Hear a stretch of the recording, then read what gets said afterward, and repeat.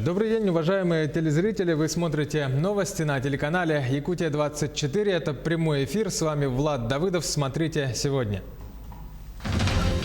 Цифры дня. Узнаем, сколько сегодня выявлено больных COVID-19 по всей республике. Средства выделить незамедлительно. Так Путин поручил обеспечить больных коронавирусом бесплатными лекарствами во всех регионах страны. Кто прав, а кто виноват? Жильцы многоквартирного дома в Якутске с июля живут без газа. Люди возмущены работой подрядчиков, а те винят во всем самих граждан.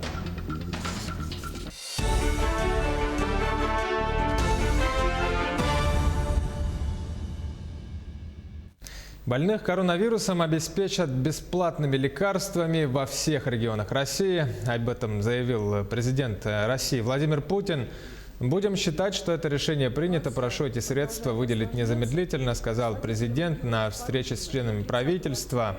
Путин пояснил, что доступные бесплатные лекарства помогут лечиться амбулаторно тем людям, которые столкнулись с коронавирусной инфекцией в легкой форме. Обсуждалась цифра в 5 миллиардов с небольшим.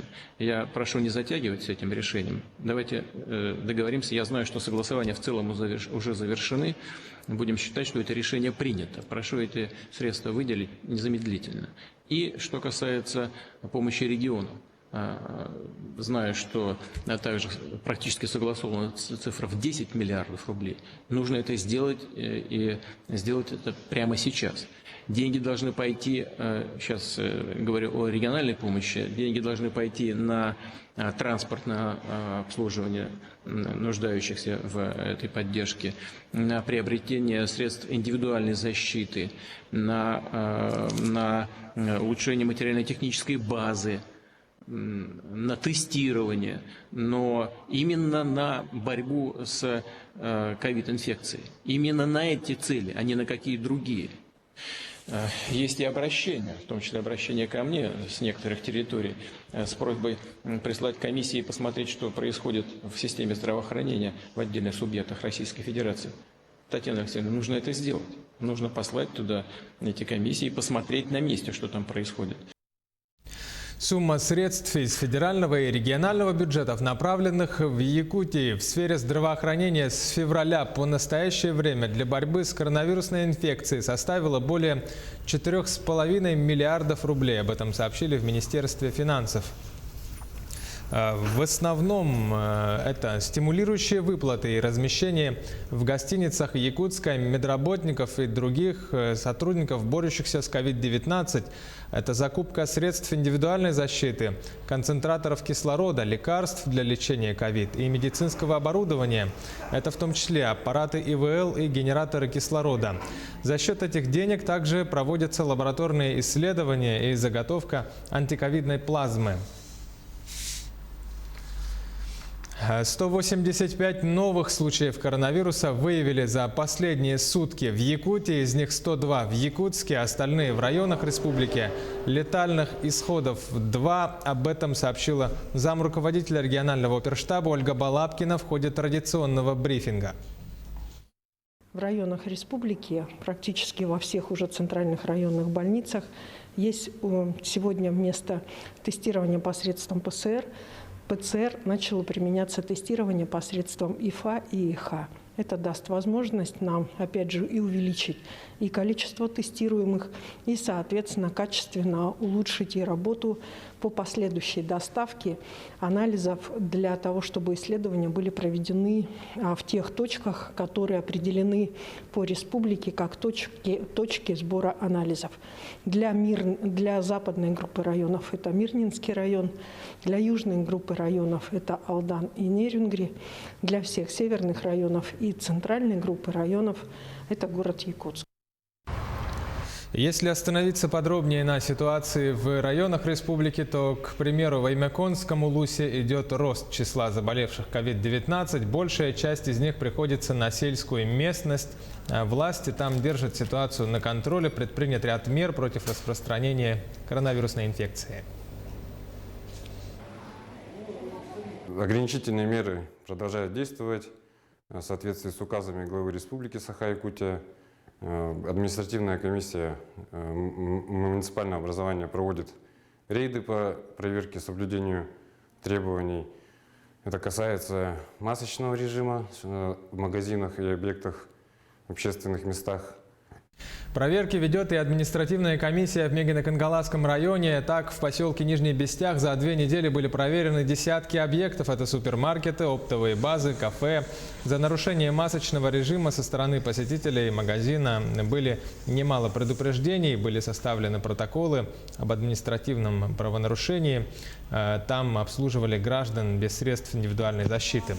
Также в некоторых торговых точках отсутствуют рециркуляторы воздуха, недолжным образом оборудованы уголки для обработки рук антисептиком посетителей.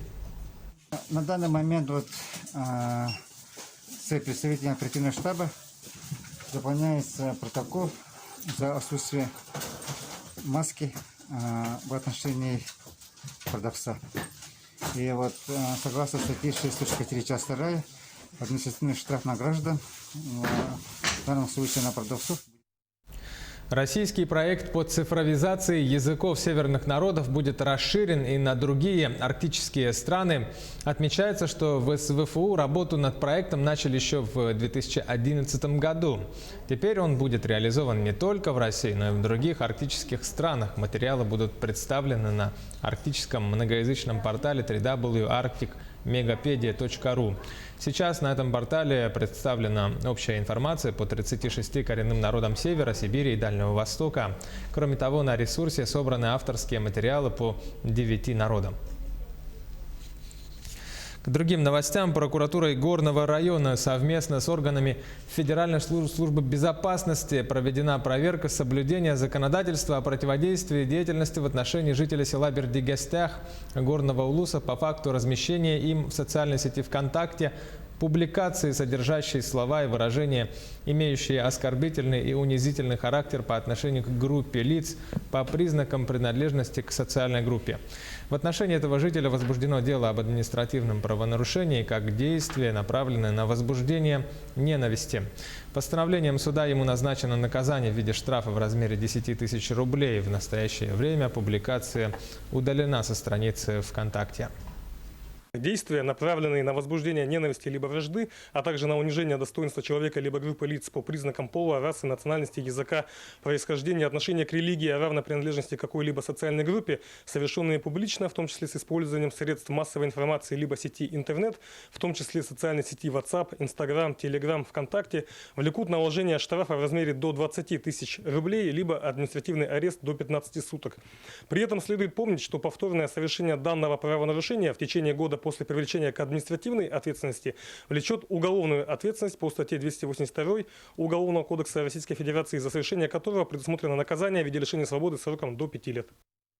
В редакцию нашего телеканала обратились жильцы дома по улице Кулаковского, 44 в Якутске, которые с июля этого года живут без газа. Люди возмущены тем, что подрядная организация Якутская газовая компания никак не может закончить в их доме замену изношенных газовых сетей в рамках региональной программы по капремонту многоквартирных домов. В связи с чем на протяжении нескольких месяцев жители 80 квартир лишены возможности полноценно приготовить пищу, вынуждены пользоваться портативными электрическими плитками. При этом счета за электроэнергию выросли в среднем в 1,5 раза. Представители Якутской газовой компании обвиняют во всех бедах самих жильцов, которые не хотят предоставлять им доступ в свои квартиры и отказываются за свой счет восстанавливать испорченный ремонт, хотя собственники квартир утверждают об обратном. Ввиду того, что сроки отодвинулись и дом уже не принят 2 раза, так как не все устранены неполадки, которые выявили контролирующие органы Саханнефтегазбыт. Они им выдавали предписания, составляли акты, но, увы, до сих пор ничего не устранено, и дом стоит без газа. Жильцы по возможности им помогали, предоставляли доступ, оказывали помощь в содействии того, чтобы соседи давали доступ. Многие нарушали свои, так сказать, отпускные дни, приезжали, давали им доступ, но ввиду того, что Якутская газовая компания набрала несколько домов, и всего на нашем доме 80 квартир работало 6 человек. Из 6 человек 2 студентов. Еще неделю назад районы республики из-за распространения коронавирусной инфекции начали друг за другом приостанавливать традиционную якутскую подледную рыбалку мунха. Как правило, мунха – зимняя рыбалка на карася. Начинается, когда на озерах встает крепкий лед, и продолжается это до сильных морозов.